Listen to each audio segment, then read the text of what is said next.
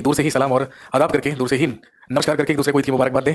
और जो हमारी मुहिम है, जो हमारी वैश्विक मुहिम है कोरोना वायरस के खिलाफ, तो उसमें पूरी तरीके से भागीदार बने। वायरस राय नहीं हुआ तो मैंने कब कहा मेरे भाई कि सिलेबस कंप्लीट हो गया? कि मैंने कब कहा? अपनी मर्जी से कुछ भी लिख के भेज दिया है ना।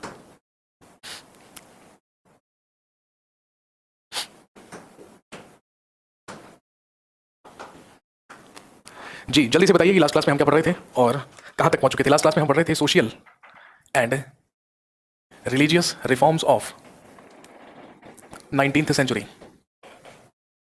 19वीं शताब्दी के सामाजिक एवं धार्मिक सुधार, ये टॉपिक हम पढ़ रहे थे लास्ट क्लास में। फ्राइडे की वीडियो पूरी अपलोडेड नहीं है, मैं एक बार चेक करा लूंगा। ठीक है, प्रार्थना समाज से हमें शुरू करना है। बिल्कुल, आज ज्योग्राफी की क्लास नहीं होगी क्या भाई? आपको नोटिफिकेशन में दिया होगा। ये तो जीएस का बैच है ना, यहाँ तो सारे के सारे सब्जेक्ट्स होंगे। मैं भी जल्दी से मॉडर्न इंडिया को फिनिश करके फिर फटाफट से आप लोगों का जो पॉलिटी है वो भी स्टार्ट कर दूंगा। तो साइमल्टेनियसली चलेंगे, तो इतना ज़्यादा परेशान होने की जरूरत नहीं है। क्लास डेली चल रही है, लाइव चल रही है, ये सफिशिएंट है फिलहाल। This is more than enough for now. Lockdown कब खुलेगा? अरे मुझे कहाँ पता भाई लॉकडाउन कब खुलेगा। लॉकडाउन मानसिक तौर पर, मानसिक रूप से तो खुल चुका है, ये तो आप अच्छी तरीके से जानते हैं। इस बैच की वैलिडिटी कब तक रहेगी, ये आपको सब पहले से बताया जा चुका है कि जब तक आपका सिलेबस कंप्लीट होगा तब तक आपकी लाइव क्लासेस चलती रहेंगी, और जब लाइव क्लासेस खत्म हो जाएंगी, जब आपका सिलेबस कंप्लीट हो जाएगा, तो उसके बाद लगभग 1 से 1.5 महीने तक आपकी जो वैलिडिटी है वो एक्स्ट्रा आपके पास बनी रहेगी।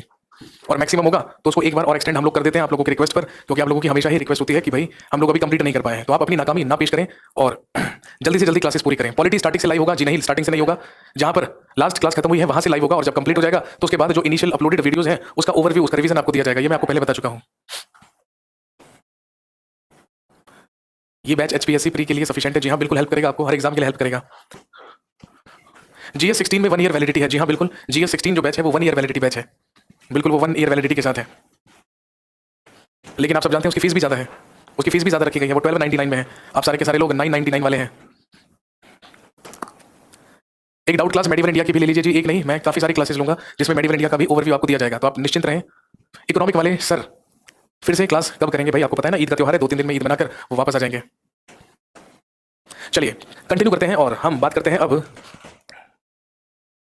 प्रार्थना समाज के बारे में। हेडिंग डाल लीजिए, प्रार्थना समाज।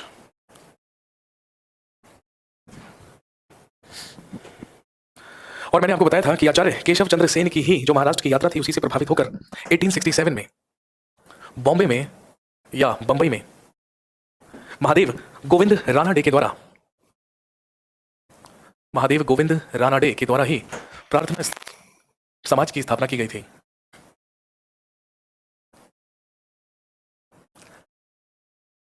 महादेव गोविंद रानाडे के द्वारा प्रार्थना समाज की स्थापना की गई।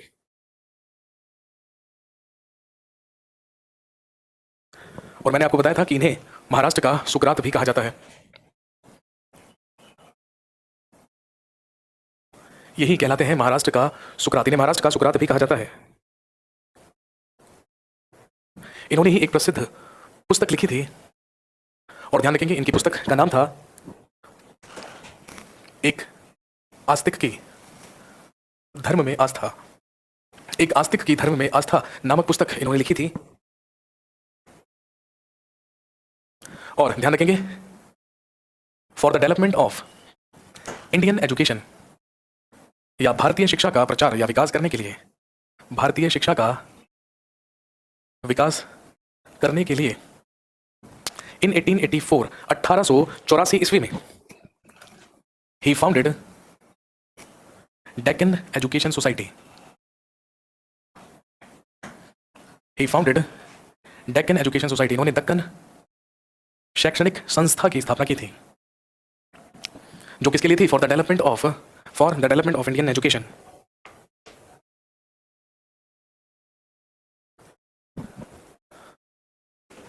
नोट कर लीजिए फटाफट से।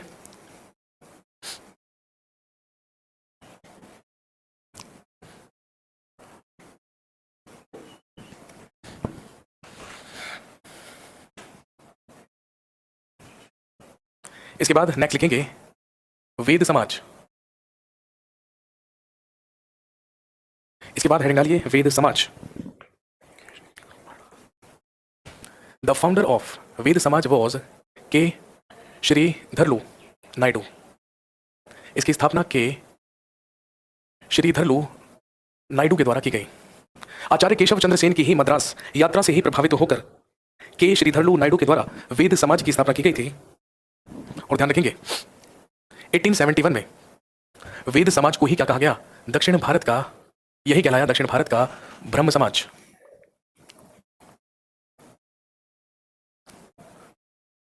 ब्रह्म समाज ऑफ साउथ इंडिया, ये दक्षिण के ब्रह्म समाज के रूप में ही अस्तित्व में आया 1871 में। इसके बाद लिखिए आर्य समाज एंड स्वामी विवेकानंद। आर्य समाज और स्वामी विवेकानंद, इंट्रोडक्शन की कोई जरूरत नहीं, आप सब लोग स्वामी विवेकानंद को जानते हैं, इन्हीं के बारे में बात करेंगे।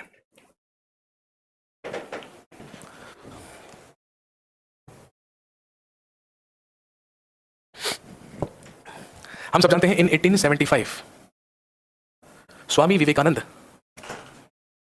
फाउंडेड आर्य समाज इन बॉम्बे। 1875 ईस्वी में आर्य समाज की स्थापना स्वामी विवेकानंद के द्वारा बंबई में की गई।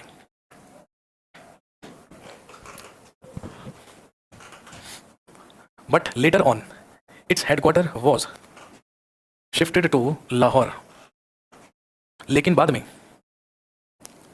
इसका मुख्यालय लाहौर स्थानांतरित किया गया। लेकिन इसका मुख्यालय बाद में लाहौर स्थानांतरित किया गया।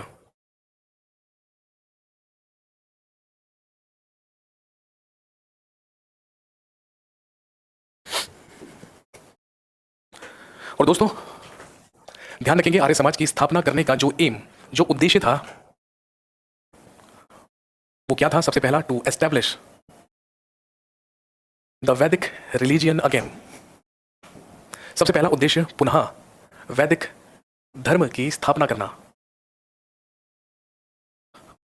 दूसरा कारण, आर्य समाज की स्थापना किस वजह से की गई?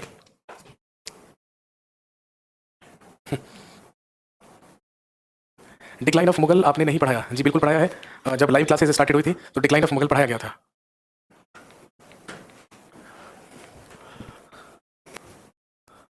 एक मिस्टेक हो गई है, इसको सही कर लीजिए। Thank you very much for correcting me. मैंने गलती से यहाँ पर विवेकानंद लिख दिया है, लेकिन हम सब जानते हैं ये कौन है? स्वामी दयानंद सरस्वती, क्योंकि आर्य समाज की स्थापना तो स्वामी दयानंद सरस्वती के द्वारा की गई है। विवेकानंद के बारे में जब हम बात करेंगे तब तो रामकृष्ण मिशन के बारे में बात होगी। जी इसको सही कर लीजिएगा फटाफट से। ज्योग्राफी की क्लास ऑफ है क्या भाई? वो आप नोटिफिकेशन में चेक कर लीजिएगा, मेरे को इस बारे में जानकारी नहीं है, आपके एप्लीकेशन में शो कर रहा होगा। हाँ जी, तो आर्य समाज की जो स्थापना करने का उद्देश्य था स्वामी दयानंद सरस्वती का, वो था to establish the Vedic religion again, पुनः वैदिक धर्म की स्थापना करना। दूसरा, to unite the people politically, socially and economically. लोगों को राजनीतिक, सामाजिक और आर्थिक तौर पर एकजुट करना।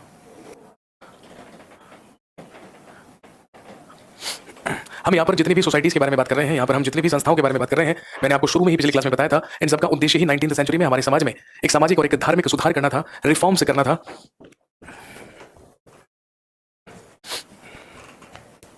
और तीसरा महत्वपूर्ण उद्देश्य था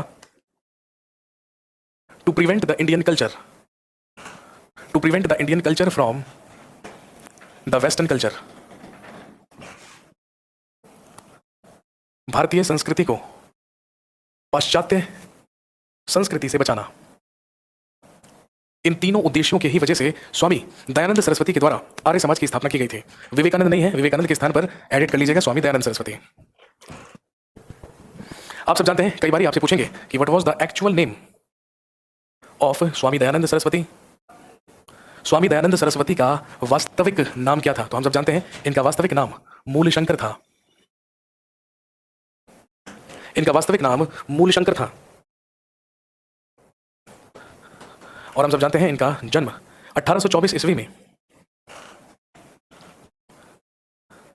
इनका जन्म 1824 ईस्वी में गुजरात में हुआ था। और अगर जगह का नाम पूछ लें तो ध्यान रखेंगे मौरवी नामक स्थान पर, गुजरात के मौरवी नामक स्थान पर जन्म हुआ था मूलशंकर का या स्वामी दयानंद सरस्वती का।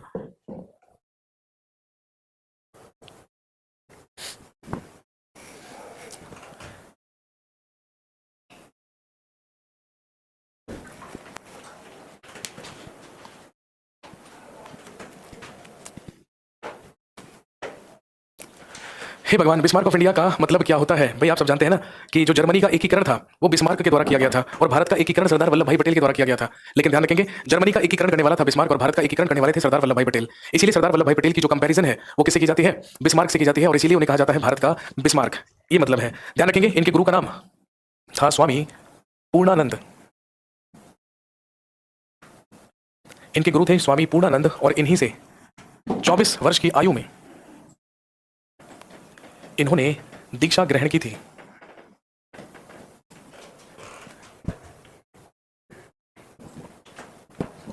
और हम सब जानते हैं एक और आध्यात्मिक गुरु इनके हुए स्वामी विरजानंद, जिनसे मुलाकात इनकी मथुरा में हुई थी 1861 ईस्वी में।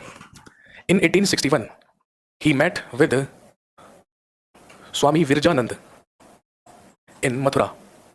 1861 में मथुरा में इनकी मुलाकात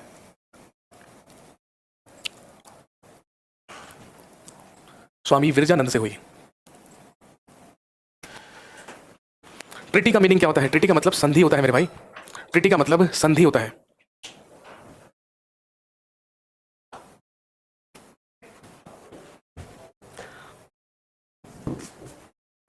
आपसे पूछेंगे इन्होंने क्या नारा दिया था? हम सब जानते हैं, give the slogan get back to the Vedas. इन्होंने ही नारा दिया था वेदों की ओर लौटो।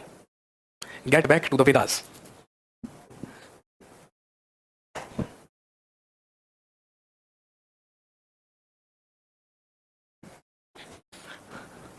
और हम सब जानते हैं एक और चीज ध्यान रखेंगे, एनी बेसेंट ने ही स्वामी दयानंद सरस्वती के लिए कहा था कि स्वामी दयानंद सरस्वती ही क्या कहा करते थे? इंडिया इज फॉर इंडियंस, या भारत भारतीयों के लिए है। इंडिया इज फॉर इंडियंस, या भारत भारतीयों के लिए है।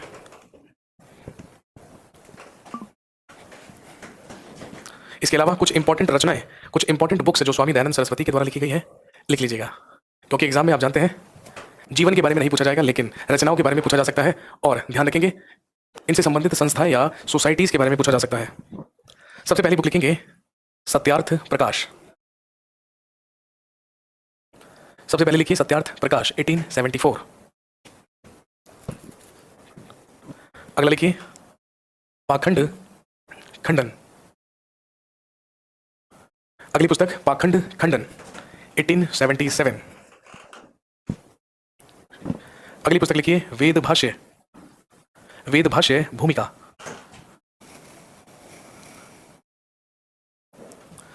अगली है वेद भाष्य भूमिका 1876। अगली लिखिए ऋग्वेद भाष्य।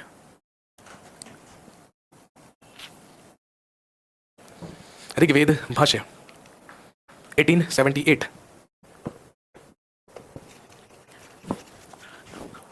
और एक लिखिए पंच महायज्ञ विधि। पंच महायज्ञ विधि 1875।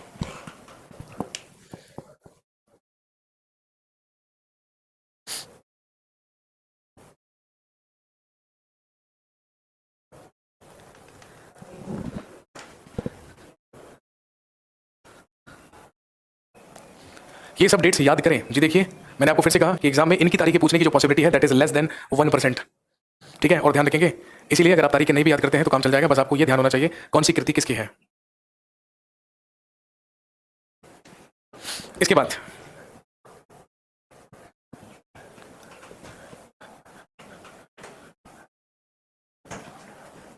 बाद ध्यान रखेंगे in 1889 Hansraj and Lala Lajpat Rai founded Dayanand Anglo Vedic. In 1889 Hansraj and Lala Lajpat Rai founded Dayanand Anglo Vedic college. 1889 ईस्वी में हंसराज और लाला लाजपत राय ने दयानंद एंग्लो वैदिक कॉलेज की स्थापना की।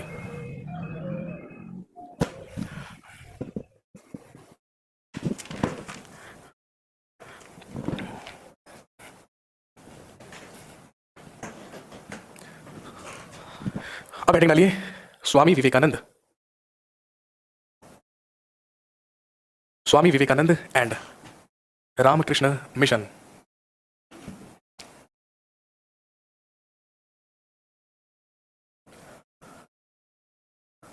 स्वामी विवेकानंद और रामकृष्ण मिशन।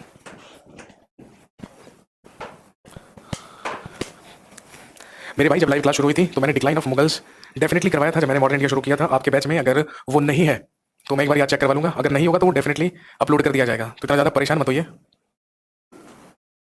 वाह, MCQ भी करवाइएगा। आप क्या करेंगे फिर ये बताइए, अगर सब कुछ हम ही करवाइएगा तो आप क्या करेंगे? GS में सिलेबस बहुत ज़्यादा है, कितना पढ़ें? अरे ये आपको ज़्यादा लग रहा है, ये तो आप लोगों को कम लगता है, तभी तो क्लास में बोलते रहते हैं और कराओ और कराओ और डीपली कराओ। ये ज़्यादा ये तो आपको कम लगता है।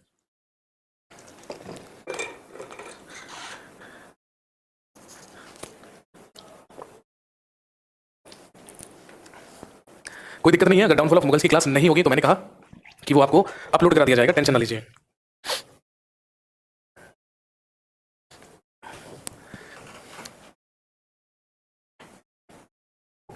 चलिए हेडिंग डाल लीजिए, स्वामी विवेकानंद एंड रामकृष्ण मिशन।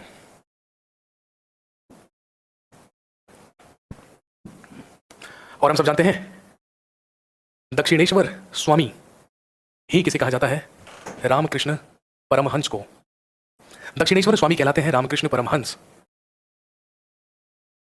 और रामकृष्ण परमहंस के ही परम शिष्य कौन हुए हैं? Swami Vivekananda.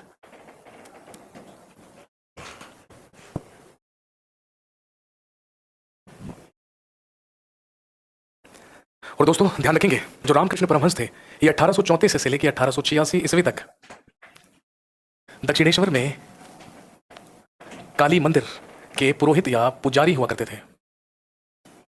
He used to be the priest in काली मंदिर of दक्षिणेश्वर from 1834 to 1886।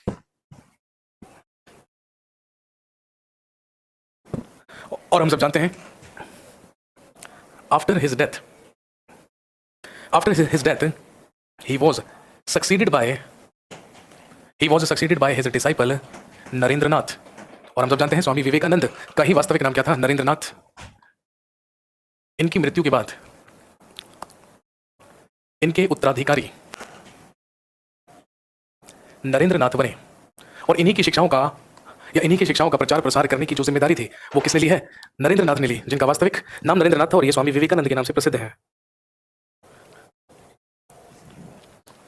हम सब जानते हैं इन 1893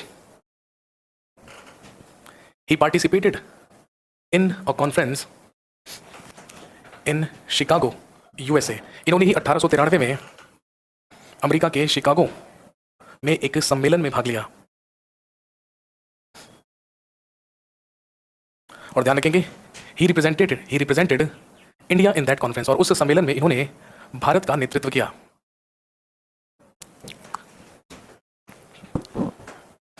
और हम सब जानते हैं इस कॉन्फ्रेंस का आयोजन वर्ल्ड रिलीजियन या विश्व धर्म पर करवाया गया था। यह एक विश्व धार्मिक सम्मेलन था जो 1893 में शिकागो में करवाया गया था। और हम सब जानते हैं यहीं पर 11 सितंबर 1893 में स्वामी विवेकानंद के द्वारा एक स्पीच दी गई, एक भाषण दिया गया, और इसी में इन्होंने धार्मिक दर्शन के ऊपर एक स्पीच दी और कहा कि जिस तरीके से सारी की सारी जो नदियां हैं वो मिलकर समुद्र में या महासागर में मिल जाती हैं, इसी तरीके से जो सारे के सारे धर्म हैं, चाहे उसके रीति रिवाज कुछ भी हो, चाहे उसके रिचुअल्स कुछ भी हो, लेकिन सारे के सारे धर्म एक साथ जाकर मिलकर एक ही ईश्वर में मिलते हैं और एक ही ईश्वर को प्राप्त करते हैं। कहने का मतलब इन्होंने एक ईश्वरवाद का नारा दिया और वहां पर लोगों को यह बताया कि चाहे आप किसी भी धर्म और किसी भी रिलीजन के हो, लेकिन गॉड इज वन। ईश्वर तो सिर्फ क्या है? एक है।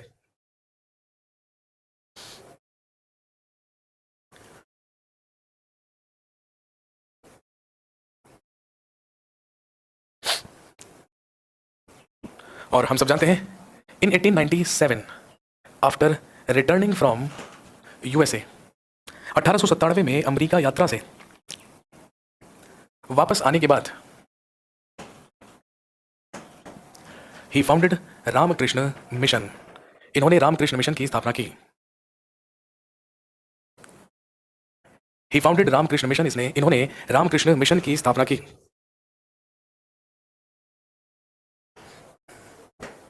और हम सब जानते हैं इसके दो मुख्यालय बनाए गए, इसके दो हेडक्वार्टर बनाए गए, एक कलकत्ता का वेलूर नामक स्थान और दूसरा अल्मोड़ा का मायावती नामक स्थान। अल्मोड़ा के मायावती और कलकत्ता के वेलूर में हेडक्वार्टर या मुख्यालय बनाया गया रामकृष्ण मिशन का।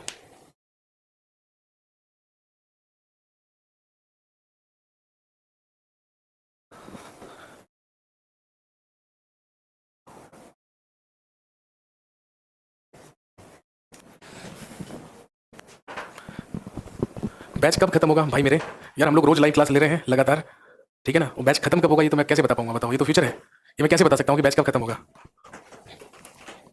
ये तो कुछ ऐसा सवाल है कि जो आप कोई अंतर्यामी ही बता सकता है भाई। अब मैं तो अंतर्यामी नहीं हूँ, मुझे तो नहीं पता कि आपका बैच कब खत्म हो जाएगा। और जिस दिन बैच खत्म हो गया ना, जिस दिन वैलिडिटी खत्म हो गई, फिर यहाँ पर कमेंट कर करके दुखी करेंगे कि वैलिडिटी बढ़ा तो बैच हमारा खत्म नहीं हुआ, आपने तो खत्म कर दिया। जी हाँ, उत्तराखंड में है अल्मोड़ा। अल्मोड़ा डिस्ट्रिक्ट है उत्तराखंड में, कुमाऊं मंडल में आता है, ये आप सब जानते हैं।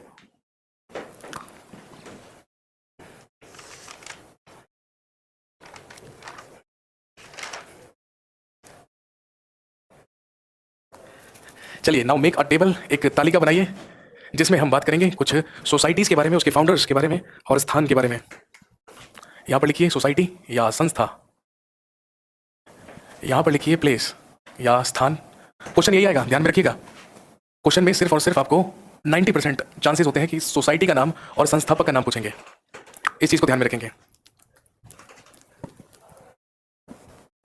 चलिए सबसे पहले लिखिए आत्मीय सभा। सबसे पहले सोसाइटी लिखेंगे आत्मीय सभा। स्थान आप सब जानते हैं, हम पहले लिख चुके हैं, बंगाल। फाउंडर राजा राम मोहन राय, और बाद में इससे जुड़े ज्योतिबा फुले। महाराष्ट्र के प्रसिद्ध समाज सुधारक हुए हैं ज्योतिबा फुले। अगला लिखिए ब्रह्म समाज। स्थान बंगाल, फाउंडर राजा राम मोहन राय।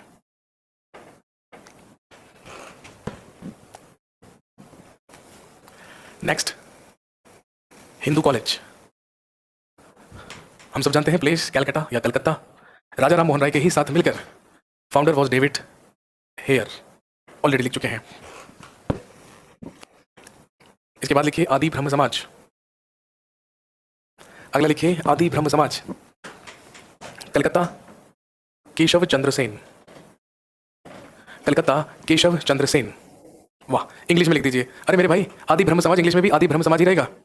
और अगर नाम सुनकर भी इंग्लिश में नहीं लिख पा रहे, इसका मतलब you are not at all an English medium student. जो बोल रहा हूं वही तो लिखना इंग्लिश में भी भाई। अगला लिखिए साधारण ब्रह्म समाज। साधारण ब्रह्म समाज, place Calcutta and founder was, लिख लीजिए विश्वनाथ शास्त्री। विश्वनाथ शास्त्री। नेक्स्ट ब्रह्म समाज ऑफ साउथ इंडिया। ब्रह्म समाज ऑफ साउथ इंडिया, अभी थोड़ी देर पहले मैंने आपको लिखवाया है, श्री घरालू नायडू ने इसकी स्थापना की थी। Place was Madras. Shri Gharalu Naidu. Next लिखेंगे Tattva Bodhini Sabha. Place was Calcutta, founder was Debendranath Tagore Thakur. Debendranath Tagore. Next Prarthana Samaj, अभी आपको लिखवाया, place Bombay, founder was Mahadev Govind Ranade. Mahadev Govind Ranade. Next Arya Samaj, place Bombay, Swami Dayanand Saraswati.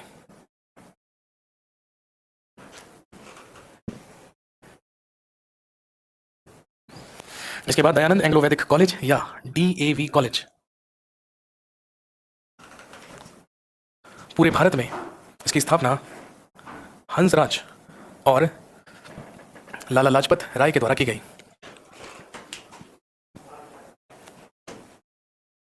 मैं टेक्निकल बैकग्राउंड से हूं, आपने बहुत ही अच्छा हिस्ट्री पढ़ाया।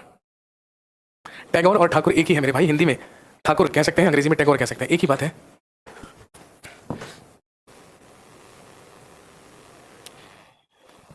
नेक्स्ट अगला लिखिए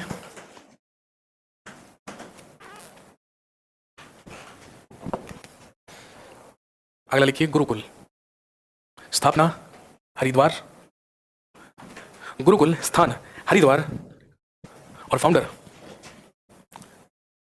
स्वामी श्रद्धानंद और मुंशी लेखराम। स्वामी श्रद्धानंद और Munshi Lekhram. Next Ramakrishna Math. Place Calcutta, founder Swami Vivekananda.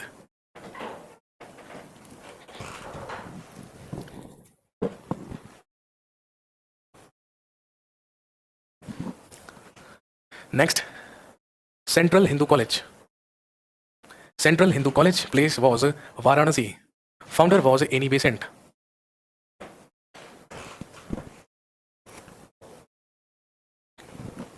Next, Muslim Anglo Oriental school. Muslim Anglo Oriental school place was Aligarh, और हम सब जानते हैं founder was sir Syed Ahmad Khan. Sir Syed Ahmad Khan.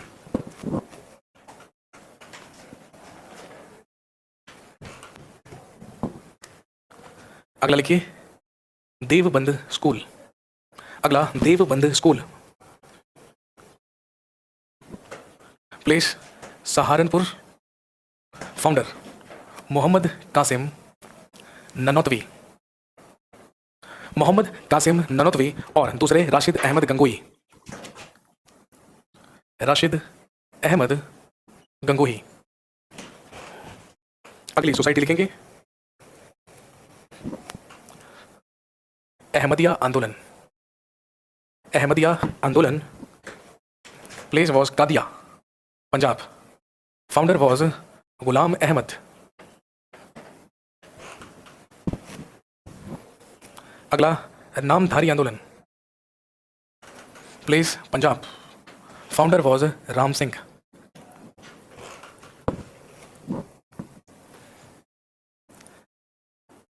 अगला लिखिए राधा स्वामी सत्संग।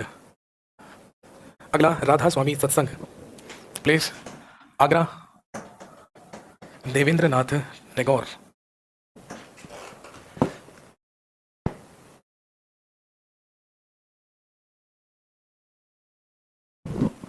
नेक्स्ट, विधवा आश्रम, स्थान बंबई, फाउंडर डॉक्टर D.K.